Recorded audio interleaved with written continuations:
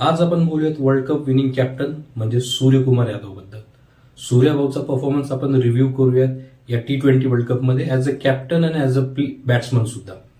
सुरुवात करूयात as a captain. मला वाटतं ॲज अ कॅप्टन सूर्यभाऊचा परफॉर्मन्स ब्रिलियंट होता. आपण बघितलं वर्ल्ड कप आपण जिंकलो, फक्त एक मॅच आपण साऊथ आफ्रिकेविरुद्ध हरलो. तिथे मला वाटतं Suryakumar Yadav as a batsman perform करू शकला नाही, म्हणून ती मॅच कदाचित आपण हरलो असं म्हणू शकतो.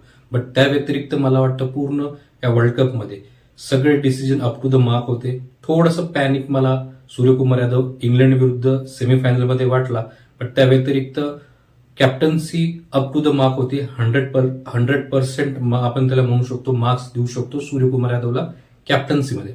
आपण बघितलं योग्य त्या वेळेला योग्य तो प्लेअर घेऊन येणं, पार्टनरशिप होत असेल तर ती पार्टनरशिप ब्रेक करणं, बॅटिंगमध्ये फ्लेक्झिबिलिटी निर्माण करणं, कधी कधी स्वतःला शेवटी बॅटिंगला पाठवणं, त्याच्या आधी शिवम दुबे, तिलक वर्मा या प्लेयरांचा वापर करणं. सो ॲज अ कॅप्टन मला वाटतं कम्प्लीट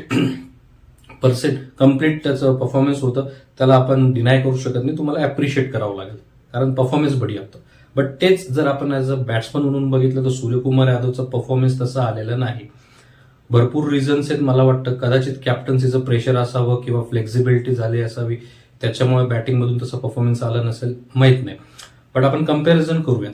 न्यूझीलंडची सिरीज होती या वर्ल्ड कपच्या आधी, त्या सिरीजमध्ये सुद्धा 242 रन काढले होते. या वर्ल्ड कपमध्ये सुद्धा 242 रन काढले.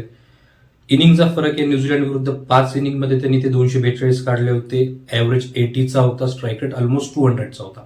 पण तेच या T20 वर्ल्ड कपमध्ये स्ट्राईक रेट पण त्याचा 136.72 होता, ॲव्हरेज 30 होता आणि इनिंग 9 होते. 9 इनिंगमध्ये त्यांनी 242 रन काढले.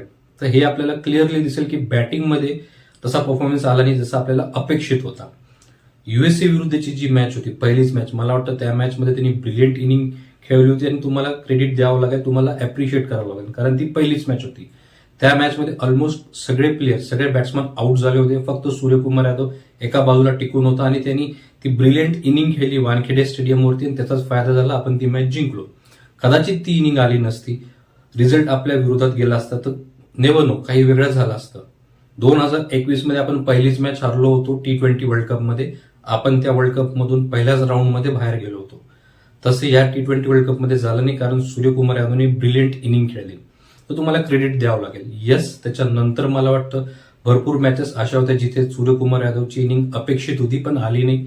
त्याचं बेस्ट एक्झाम्पल आहे semifinal, quarter final West Indies विरुद्ध, सेमीफायनल इंग्लंड विरुद्ध आणि फायनल न्यूझीलंड विरुद्ध. मला वाटतं ह्याच्या तिन्ही मॅचेस होत्या. या तिन्ही मॅचेसमध्ये सूर्यकुमार यादवकडून अपेक्षेप्रमाणे रन आलेले नाहीत. बट ॲज अ कॅप्टन म्हणून त्यांनी ब्रिलियंट परफॉर्म केलंय.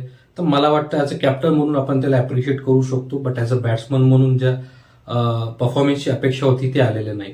तुम्हाला काय वाटतं नक्की कळवा.